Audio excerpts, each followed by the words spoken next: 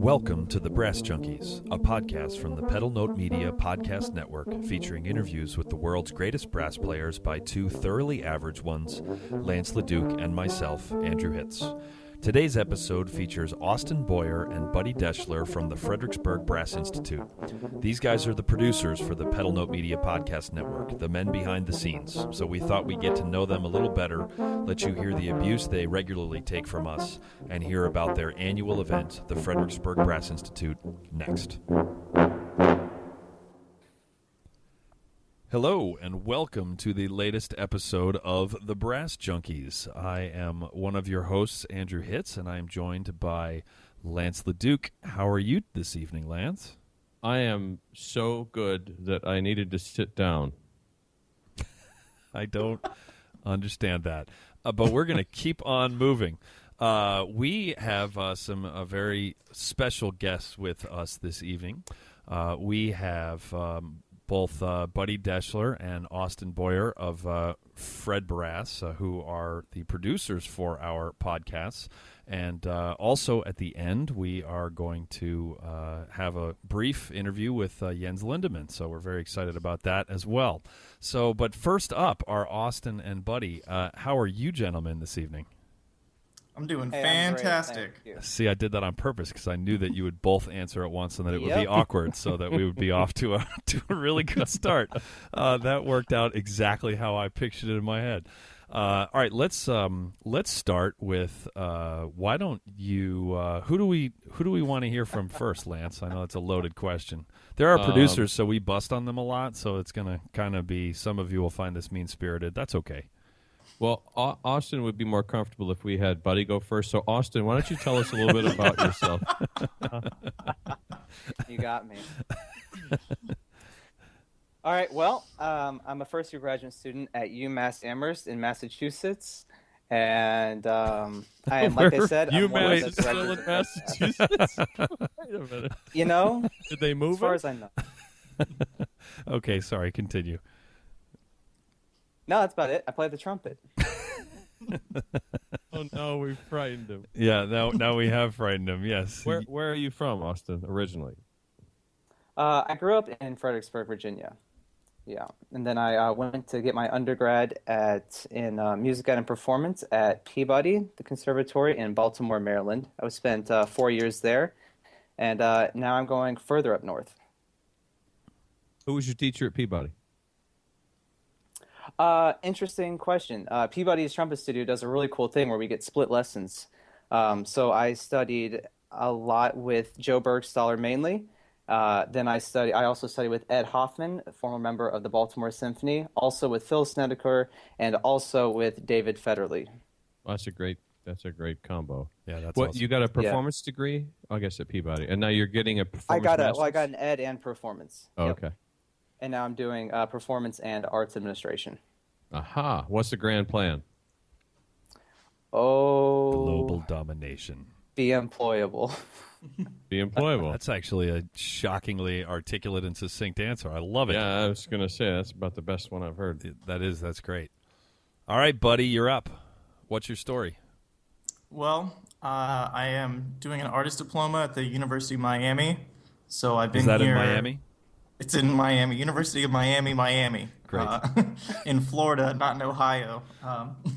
So I actually finished my bachelor's here, and I stayed an additional year for an artist diploma just to absorb as much as I still could from my teacher, Craig Morris, and a lot of the great surroundings and players here. So I'm finishing this year, and then coincidentally, off to Peabody.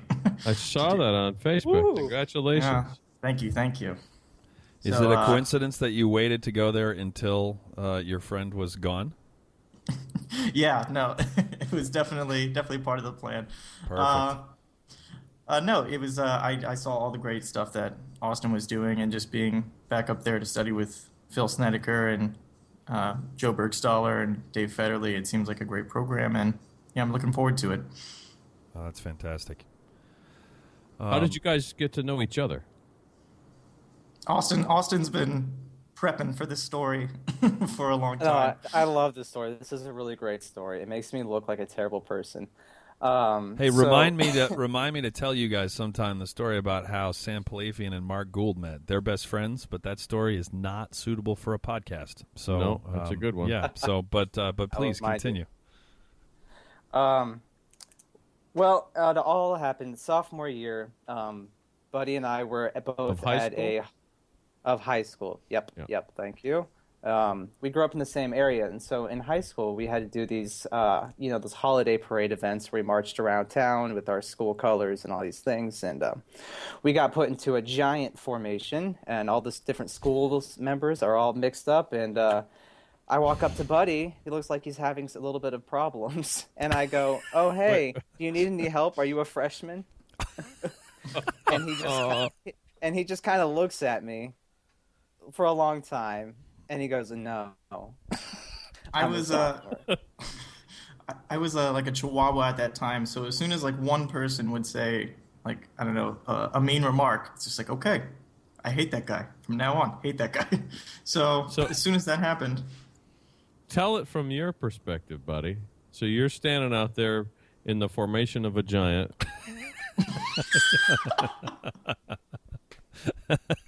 And what were you doing when before Austin came up? Like, what was happening? He was lost. You lost? no, I was just standing there. It's like 6 area high schools in Spotsylvania, Virginia, put together in a giant collective. So I'm We surprised. were all lost. Yeah, everyone was lost. So I was Austin comes up to you, and what do you think he's going to say? I mean, what do you expect is going to come out of him? I was people were very much into their own school, so I was just surprised that someone from a different school was gonna come over here, and I thought it could go one of two ways. One is that he would be nice, and then two, he would be, man, my vocabulary for podcast safe words is actually not Podcast safe words. so he, CSWs. Oh, yeah. jeez. So no, he just came over there, and then I said no, I'm fine, and then from then on, I did not like him, and I just. And then we had that weird progression from being these Mortal rivals enemies. that had to sit next to each other all the time to we could stand to be in the same room. And he invited me to a birthday party, and we kind of Whose became friends. birthday? Wait a minute. You went from I tried like to- mortal enemies to you could stand to be together to getting invited to his birthday party. All in That's- one sentence. Yep. All right, there you go. Whose birthday? Cake is a wonderful thing. It brings people Actually, together. honestly, the reason I say it like that is because I have actually no real idea of what kind of paved the way for us. Like, I don't know what bridged that gap, honestly. Mouthpiece chatter. Might have been. Well, it's the actually same not thing as Pillow it's not far off because we, as Austin was saying, we ended up just being 2 trumpet players that really liked what we were doing and wanted to get better in music in a small town. So the fact that we sat next to each other in all district, all state, all this stuff, we realized that we were both just as dorky as one another, and then we actually had a lot in common. So there was just no need to to have some sort of rivalry. Hey, you make me seem normal. Want to come to my birthday party? Look, Mom, a friend. I told you I could make a Told friend. you. This one's not even imaginary. All right. But he is a trumpet player, so it only kind of half counts. All right, so now you guys are birthday buddies, and then like when Well, did you bring a present, Austin? You know? You didn't I bring want a to say present? no. you, Hell, I actually kind of want to say no, I didn't. my guess is that he did, and that it's so embarrassing that he's smart enough to be like, nope, no present. Yeah. I got you some heavy caps for your Bro- bottom of your valves. I bought Buddy a figurine of his mouthpiece. I got you a case of Alcaz. Oh, jeez. Oh. Oh man. All right. So good. The phantom buzzing noise is back. which I have troubleshot this until I've been blue in the face. All right, that's good. It only appears for about 30 seconds out of every 4 hours we tape, which is great. It's some kind of a ghost. So, so now you guys are business partners. Can you bridge the gap with FredBrass? Can you bridge the gap from birthday party to the conversation that you had with in terms of let's start a brass camp together? Hey, this is good cake. We should start a camp. Yeah. Why don't you? Yeah, so what ended up happening was when we were friends throughout the rest of high school, and then when we both went away for school our freshman year, we were just blown away by all that, because we were mega dorks for trumpet and for music. We thought, oh man, this is so great. Look at all the stuff that we're learning, and in comparison to, I guess, our friends that were still back in our hometown, we have so much now to share. We have so much that we want to talk about and that I've learned. So we actually started FredBrass in 2010. 11. After our first year of college, we actually tried to start FredBrass, and it was once a week for 6 weeks throughout the summer, and we tried to get people to come, and they signed up per day, per week. But I think Sorry, the jazz day. You should tell them about our jazz day. Yeah. So we tried to have different specialties on each day, and one day we wanted to have jazz, so we had all these. We planned this. This was our big thing, our big finish was talking about jazz, and we brought all this real book stuff, and we had everything prepared, and we had these recordings, and then one kid showed up, and it was this tuba player showed up, and he had no idea what he was going to get, and his brother dropped him off, and he did not want to be there. How many hours are you going to be with this kid? Man. Six or seven. With 4 faculty to 1 tuba player, man. Yeah, and he was just not having it. His brother had to stay there for part of it just to make sure he actually listened and did things. But yeah, and then we realized that maybe we don't know what we're doing so much, and it wasn't until 3 or 4 years later, where I was actually talking to a roommate of mine. He's a trumpet player in New York now, Aquiles Navarro, and he's a jazz trumpet player. He's talking about how he wanted to have projects. He just wanted to have projects in New York, projects over here. And I said, well, I had this project one time, this brass festival, and he actually kind of convinced me to revisit it. So then I actually called Austin that night, and this was just in October. And I said that I want to do this. I think we know enough now, and we've learned enough that I think we could do this better. And we went from there, and then the first year of FredBrass happened that summer. Where did you host the very first one? It was at Riverbend High School. And how did you pull that off? Virginia. Knowing the band director. Yeah, Austin, you want to... No, yeah, knowing the band director, who's a great trumpet player who lives in the area of Fredericksburg. Also, Riverbend High School was my alma mater. Was there for 4 years. Different director now than before, but it was that's a connection that we had there. So how there's a whole bunch of students that have some idea and it doesn't ever come to fruition, or they might talk about it but they don't actually execute. And I know it sounds like you did this thing, it didn't go the way you thought it was going to, and then you took a little time off. But that first one, what made you think, let's give this a go? What was the part that made you want to push forward with it? Well, are you talking about 2010 or 10? Yeah, the very first one. So you're young, you guys are done with your first year, and you're like, let's put on a musical. What a lot of students have, they have. You be the Sharks, I'll be the Jets. But I hear ideas walking around in the hallway all the time from these students, and there's a very small percentage of them that execute. Whether it succeeds or not is actually, as far as I'm concerned, especially at that level, it's irrelevant. Not that important. Just make this going for it and finding out.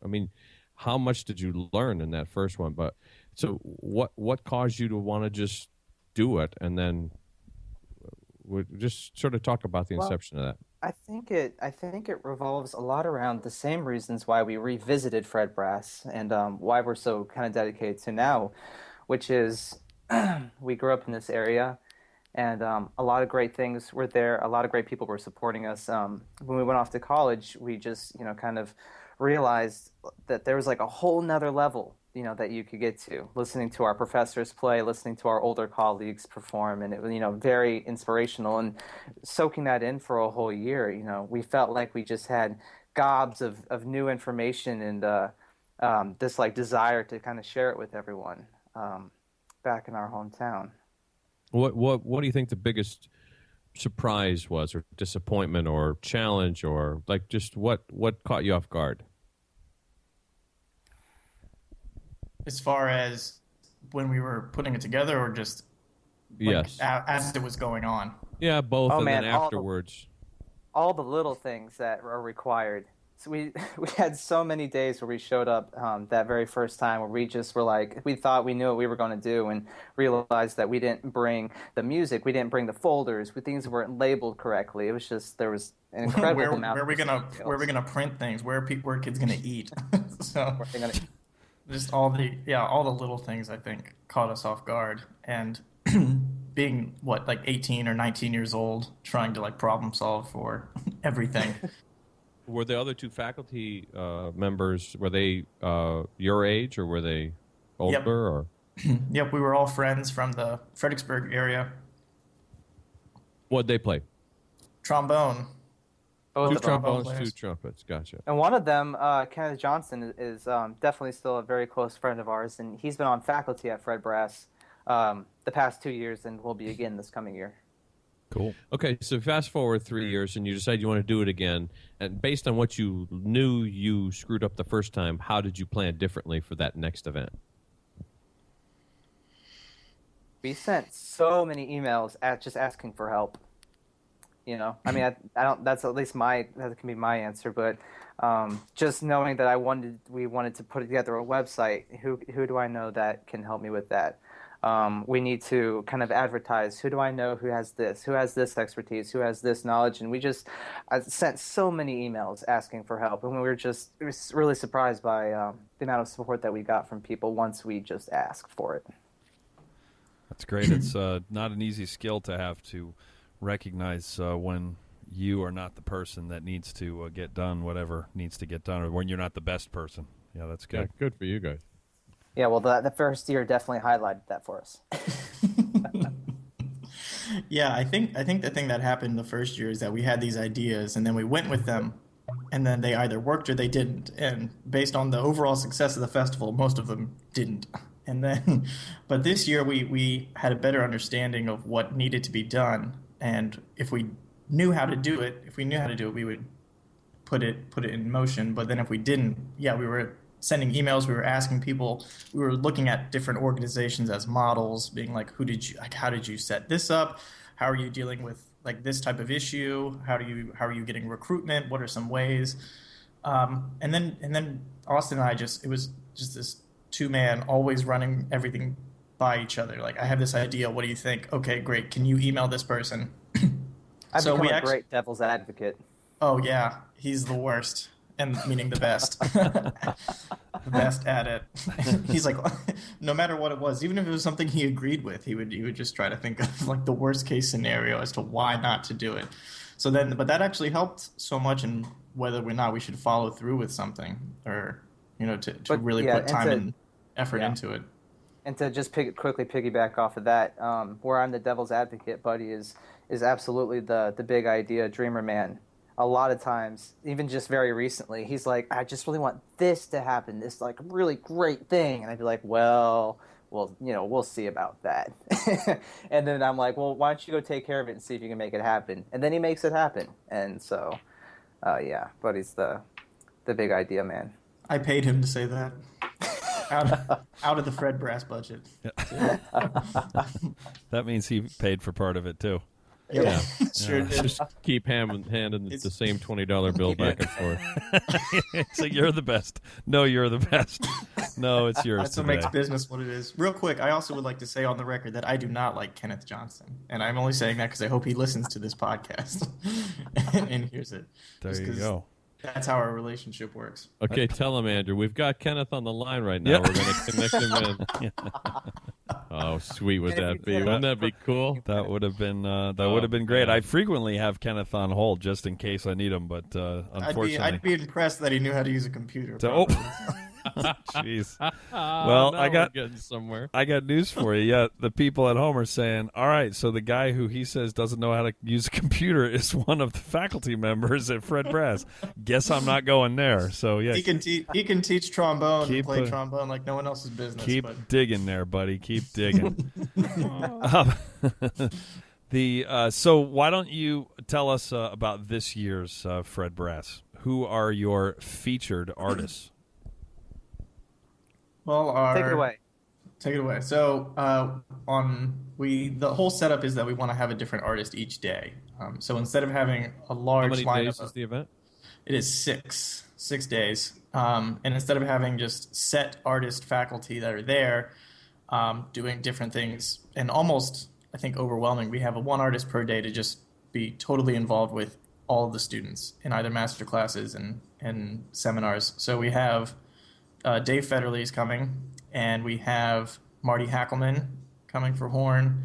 We have Jose Zubaja for trumpet, and we have Maniacal 4, the trombone quartet, coming. Huh. I'm pretty sure that's only 4, right? Yeah, to yes, add on we're- to that, we do have the Penn State Graduate Brass Quintet performing that first Monday night. They're going Great. to open the concert series for us, and they're residents for the whole week, which we're really looking forward to. They're great. Don't and- tell them this, but Velvet Brown, who's the tuba professor at Penn State, who I was just chatting with at the tuba conference in Ithaca, was saying incredibly nice things about them and the direction that they're heading. She said that they're really kicking all available butt. So, but don't tell them that. Excellent. Keep them working hard. So, sorry, I wanted to interject that. That's great. And then you were going to say one other name, I think. Oh, well, it's kind of a surprise guest, unless you have a better way to describe it, buddy. Nope, that's good. Surprise guest. That means that guest doesn't know that they're a guest yet. Hey, Andrew, what are you waiting to hear doing? back from By the Kenneth. way, what are you doing? Yeah, right. Yeah, yeah. Oh, that's funny. Yeah. So it's 6 days, and what's the kind of the rundown of each day? What do you do? What happens at the event? Well, our kind of preliminary daily schedule is going to be kind of on a rotation, but the gist of it is that we'll get there in the morning. We'll do some breathing gym. That's actually been got great feedback doing that the past 2 years. People always say how much they love the breathing gym. It's like a morning cup of coffee, but for their lungs. So we'll do this breathing gym. We do warm-ups in the morning. Then we'll either do an elective taught by a faculty, or we will do chamber music. And then a guest artist does a master class. They have a seminar on a topic of their choice. So like the difference is students perform in the master class, and the lecturer the artist can talk about whatever they think is interesting in the seminar. Then we got big ensembles and some free time for lessons and frisbee and whatever else you want to do. And then top. So all like the off basic, with yeah, the basic, concert that's free and open to the public at night. right. So the whole emphasis is chamber music. So each participant is placed in a chamber group based on their audition tape. So then they have small chamber that they rehearse with, and they're coached by faculty. And then there's also large brass ensemble, which is everybody. And then there's a side-by-side ensemble, which is where the faculty are in a large ensemble and select students get to perform a piece with them. And then there's the faculty ensemble, which is going to be doing special performances. And yeah, it's just lots of chamber music. Sometimes there's a collegiate brass ensemble as well. So is it- just so Lance doesn't have to ask, how come you guys have had me in as a featured artist twice and you have had Lance in 0 times?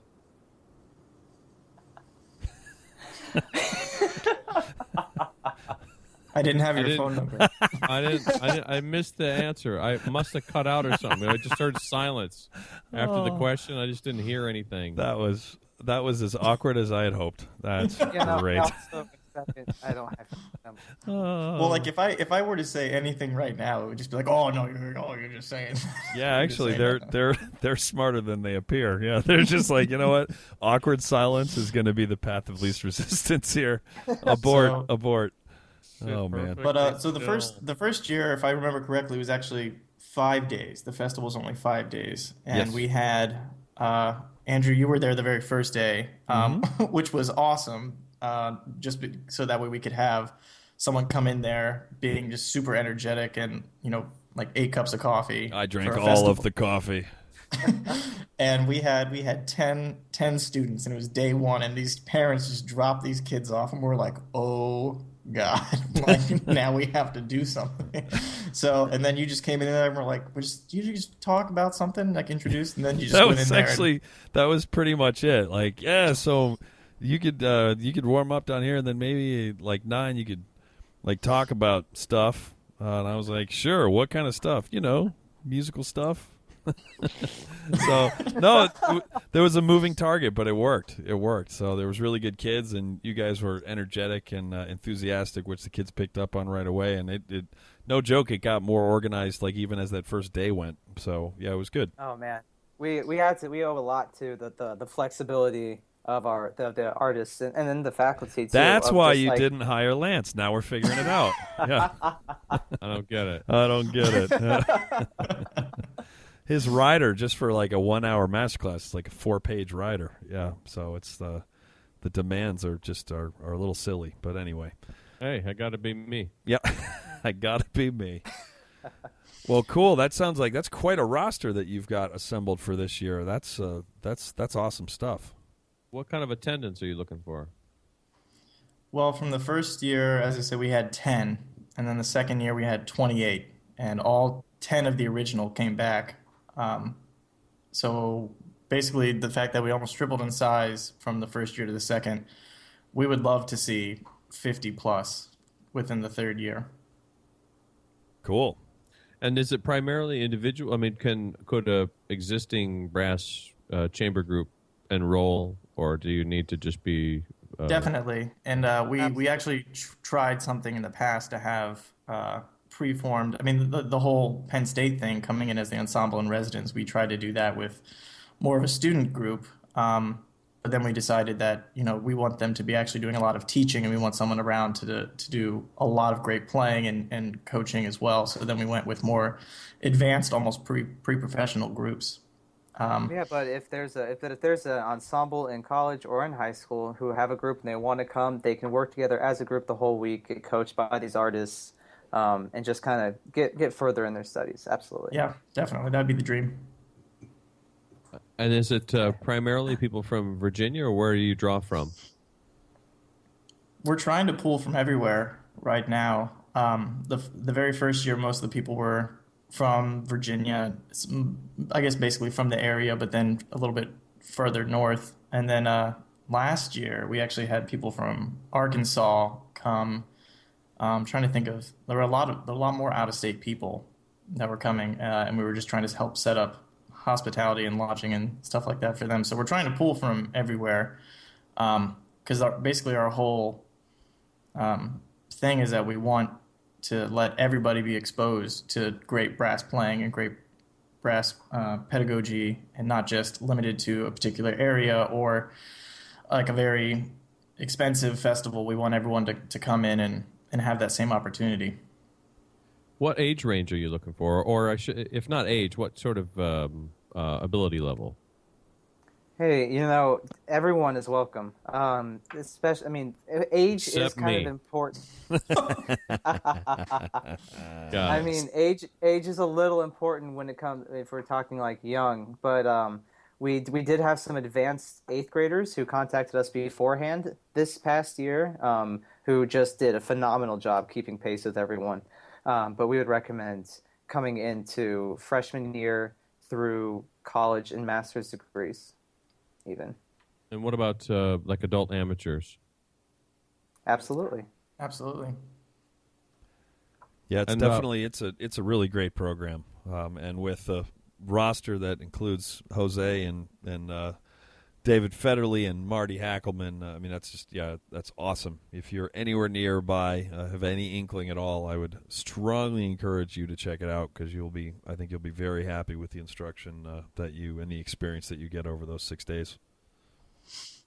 What sort of marketing Thank you. It's have you going to be a done for the blast. thing? Well, how did you market this? I mean, I know you got the 10 people to come back, which is awesome. And then, are you taking out ads, or are you doing it's the web? Like, what's the primary means of reaching out to people? Well, we kind of took a two-prong approach, this time, where we have some money in our account to kind of boost the Facebook posts that we have online. So we'll kind of apply now to the FredBrass Institute. Here's some information. Here are our guest artists, and then boost it for 5 days or so. And we've seen some really cool things happen with that. It's new for us. We've reached. It shows that we've reached 5,000 plus people. Who knows? But do you see a boost in enrollment after you make your run like that? I mean, can you turn that into? Can you draw a line between boosting the post and money coming in? Sure. Well, not yet because applications are still coming in. But I can say that we have more engagement. We have more people asking us questions through our website, sending us emails looking for some information, and a lot more people coming through our website. When you on the application form, is there a way for people to indicate how they found out about the event? There is not. Hey, now. Lance, you should do consulting. Oh, wait, you do. I wasn't invited. Next year, you're gonna get an invitation, and then you're gonna be like, "No, thank you." Yeah. I'm busy. I need to wash my cat that day. But Yeah, first I need to get a cat. If you're the fourth person, that means you're no lower than maybe their 21st choice, something like that, to come and teach. So, I'd do it. I'd do it. Yeah. Does it pay? Yes. I can pretend to be all highfalutin and uppity about it, but sure, I'll be there. Lance and I both have one checkbox. 2 checkboxes. Does it pay? Yes. Will it destroy my career? No. Oh, great. Yeah, sure. Let's do this. What's your address? But if the second box is maybe, then what's the first box pay? Exactly. How much does it pay? Yeah. The gray area is negotiable. Yeah, for sure. So another thing that you were talking about with marketing is this the whole social media blast and promotion of the Facebook page and everything is definitely working. But I guess because the festival is still young, even though we don't want it to be treated as such, we've been doing a lot of, I guess, micro marketing as far as to the individual, to really seek out individual people that we think should look into the festival. Because when you have certain festivals like Aspen or TMF or NRO or things like that, they don't necessarily need to do as much marketing and recruitment because they know that they're going to get great people to apply. So the fact that we're like, hey, what are you doing this summer? I'm doing this. Well, do you have these dates free? Because we have something in Fredericksburg that I think you would really enjoy. So we've been doing a lot of that, and it's been working. It's been working, and also we want to let people know that it's not just we just want bodies. We just want people to show up. Like we do want you specifically there because we have things that you can really benefit from, that we can benefit from. I mean, we're there listening to the master classes just as much as the participants.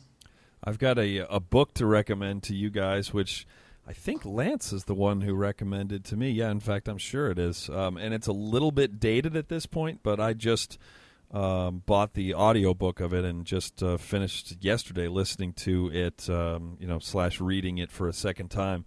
It's called Crush It, which is by Gary Vaynerchuk.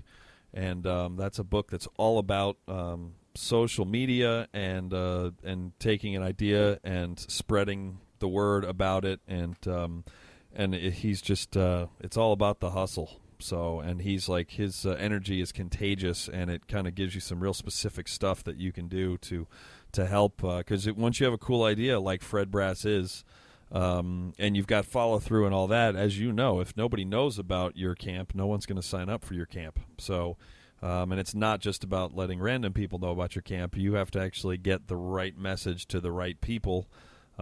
Maybe you're the perfect person to come to your camp. If they live in Northern California, then they're probably not going to come necessarily, So it's just all about now over time you start, and it sounds like you're already starting to spread things out geographically. But that book is, if you're not fired up after you read that book, then you should try and get an office job somewhere and stop creating anything, because if that doesn't do the trick, then you're in the wrong business.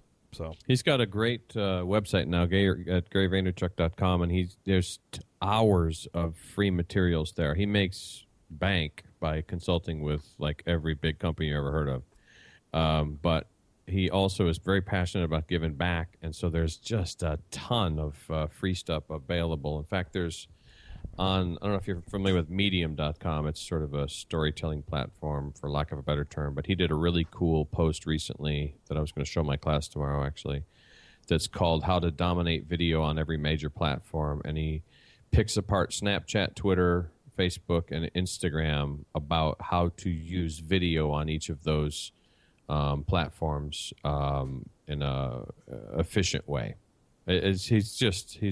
His brain works really fast, and there's a lot of applicable stuff there.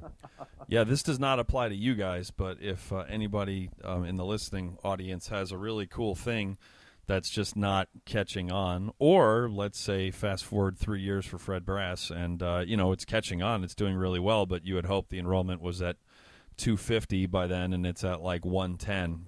Like going to a guy like Gary Vaynerchuk's website and soaking in all of the possible material there and reading Crush It and all that stuff. Like, if you haven't done that, then don't catch yourself wondering why it's not bigger. So, because he's an expert at all that stuff, and he offers up all of the expertise. He's really good at explaining stuff too. So, but yeah, he talks about what you were just talking about. That's what made me think of it, was that you were talking about getting into the nitty gritty of everything, and just, emailing individuals and all of that. And because you're not just looking for whatever the number you said, 50 bodies. You're looking for the right 50 bodies in terms of the energy and the playing ability and all of that, and enthusiasm is more important than playing ability. So that's true for who we're teaching as well. So, I can't wait to see what comes of this summer. I think it's going to be another big year for FredBrass.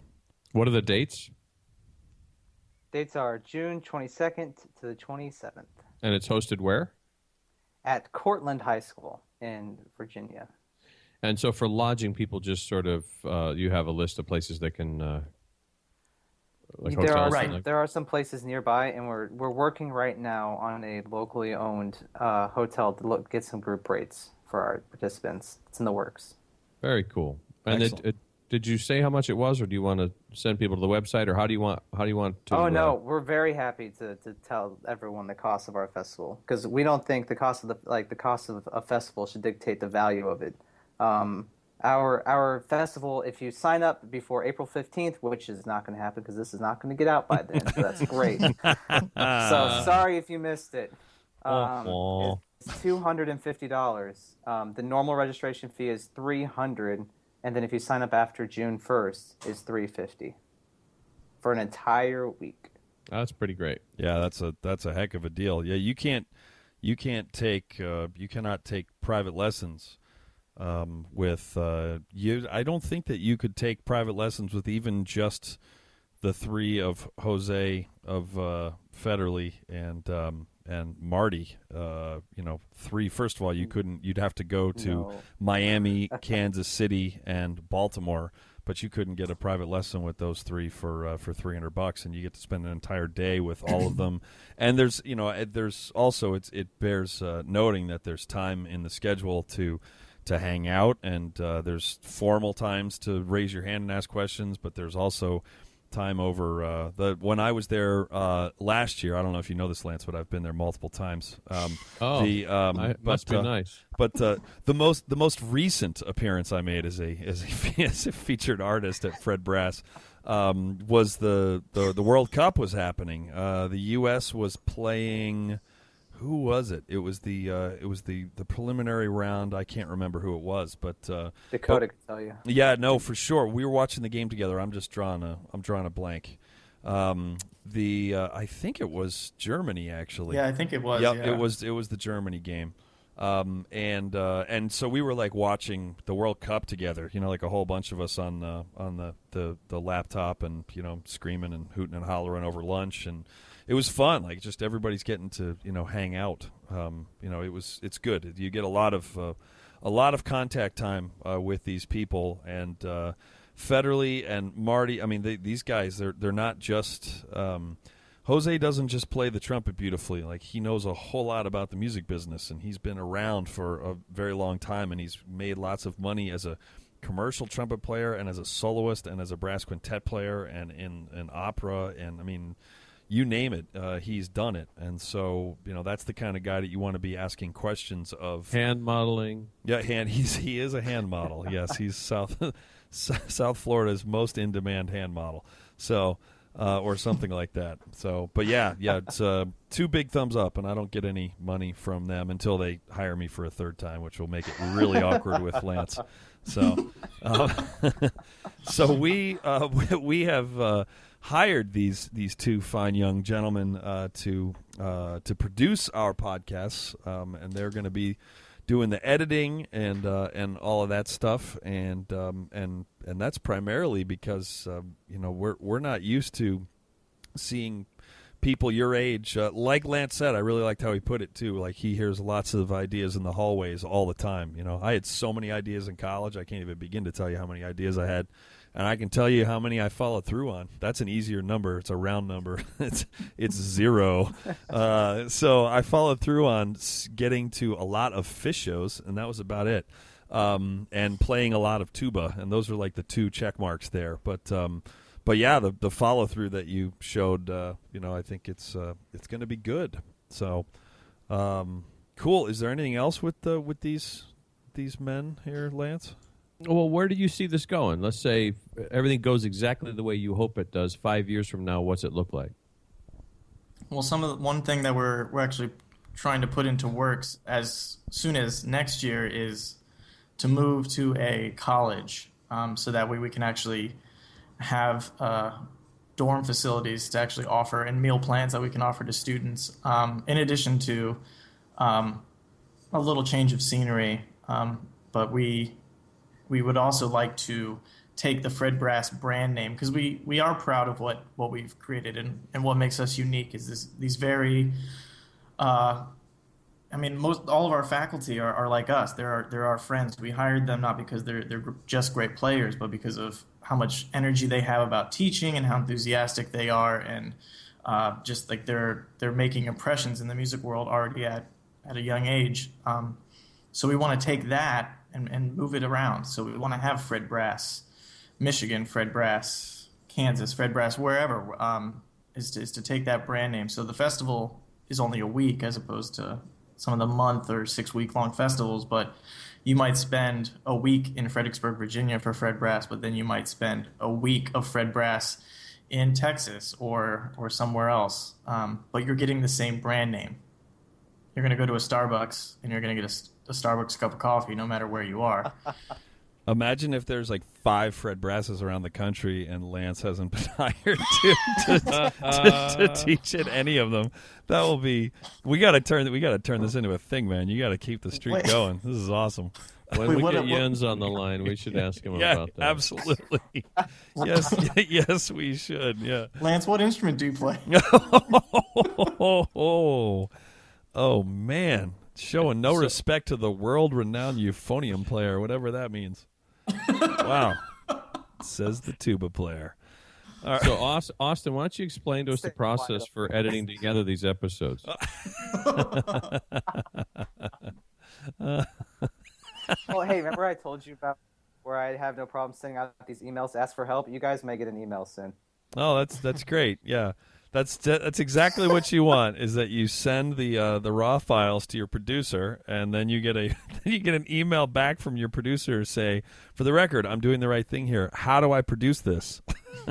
Yeah, I'm admitting what I don't know how to do. So What could possibly go wrong here, Lance? I think that we've done our due Good diligence. question. Yeah, this is really fantastic. So one more time, if we want to find out about the event, what's the best way to do that? You should go to our website, www.fredbrass.com. You can No, also, buddy, not going to hop on. yeah, we had this down in a video that's on YouTube of all of our different platforms. But the website for sure. Then you can also visit our Facebook page, just Fredericksburg Brass. You can like us You on. can also find us on Twitter. You can send us an email at fredbrassdirectors@gmail.com. You can even follow us on Instagram. And subscribe to our YouTube channel. There you go. You guys finally worked out a rhythm. You were both like saying sentences where there was a comma and it was implying that there was more, and then there was silence, and it was just like exquisitely awkward. It was like you were both doing it. Like Austin did it, and then Buddy was like, "Oh yeah, I can do that too." And then he said, "And you can find us at fredericksburgbrass.com." And this is why Buddy and I work so well together, because we just work this in sync all the time. There you go. See, you're still even from way back in the birthday party days. You're still making each other appear normal. So, yeah, that's and we've come full circle. So, well, unfortunately, we are out of time, so we are not going to be able to interview Jens tonight. Oh, so, sorry, Jens. Yeah, sorry, Jens. Maybe I hope we'll your chops feel better. we'll fit him in. We'll fit him in next time. So, all right, producers, thank you very much, Buddy and Austin, for your generally articulate answers to our questions. And thank you, Lance, for asking such generally insightful questions as you always do. Thank you.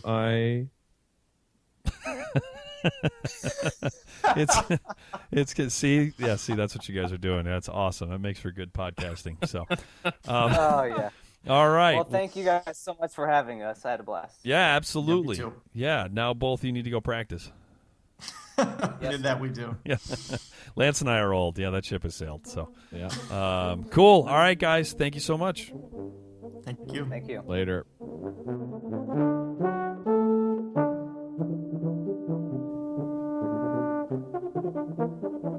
You've been listening to The Brass Junkies on the Pedal Note Media Podcast Network. If you would like to help support the podcast in order to make more episodes like this one possible, please visit pedalnotemedia.com/donate for more details. Also, be sure to check out our latest recording, The Brass Recording Project, at brassrecordingproject.com. The Brass Junkies is produced by Austin Boyer and Buddy Deshler of the Fredericksburg Brass Institute. Executive producers are Andrew Hitz and Lance LaDuke. This has been a presentation of the Pedal Note Media Podcast Network.